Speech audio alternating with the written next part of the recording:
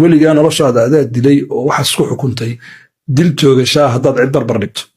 waanaad sidii Etoobiyaanku odhan jireen dameerka 2 kartoon baa indhaha laga geliyaa si uu hortiisaasun u eego keliya waxa kuu bannaan haddaad cid la tartamayso keliya naftaada inaad 2 nusqo ka dhigto 2025kii maxay ahayd 2026kana maxaad haysaa naftaada kala qayb bas nusqo kale sida nin Dr. Kariim Cali la yidhaahdo imtixaanan marar dhegaysta oo idhaahdo wuxuu yidhi waxaad u baahan tahay Kariim Cali karuun samee dhamkii kadibna waxaad oranaysaa kii hore kan maxay isu dhaamaan maxaa kuu kordhay kaa hore maxaad kaga fiican tahay xagge foxka halkaa markaad saarto bini aadamka wax kaa galay baan yaray before iyo after bay dhahdaan before iyo after baa isku samaynaysa wax allaaliya wax markaa qof kale kaa galay iyo lacagtu haysto xataa waxaad ka raysanaysaa xaasidnimada qalbi xumada niyad jabka balaayadaas dhubad ka raysanaysaa haddii aad taada ku foognaato maalinba aayarun sida diinka aad tallaabo iska qaado taas waa dawada antaana ka bixin waxaa kale waa dawada ugu muhiimsan ee qofka isbarbardhig uu kaga dhaafi karo weligaana mabda'aaga ka saar ubadkaaga isbarbardhigin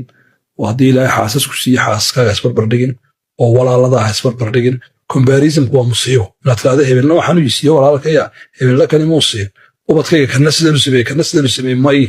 qof walba wuxuu leeyahay dabeecad qof walba abuur baa ilaahay siiye qof walba furas iyo opportunities buu haystaa kale aanu haysanin qof walba sidiisaad ku qaadanaysa aad kula tacaamulaysa sidiisaad go'aan kaga gaaraysa sidiisaad waxaad u siinaysa uga qaadanaysa marka muqaaranaadka waxaa la yidhaahdaa may nama anfacayaan nolosheenna markaynu ku soconno ugu dambayntii waxaan isleeyahay caqabadaha ugu waaweyn ee qofku naftiisa inuu dhiso oo ka hortaagan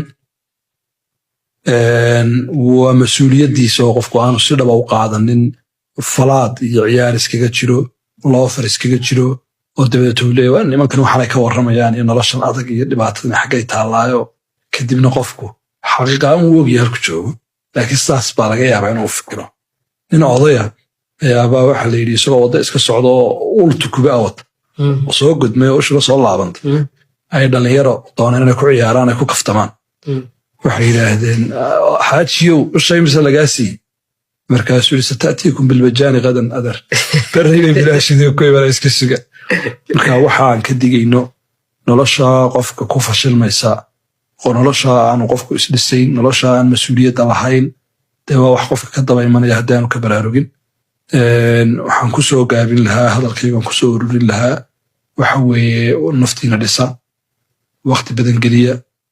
diintii iyo cibaadadeeda dhisa oo caqligeeda kobciya oo aqoonteeda kobciya oo dhaqaalaheeda kobciya aakhiraaba la yidhi nebi waliba wuxuu odhan doonaa nafsii adduunyadana nafsiidaa ku wada aakhirana nafsii baa taalle u diyaargarooba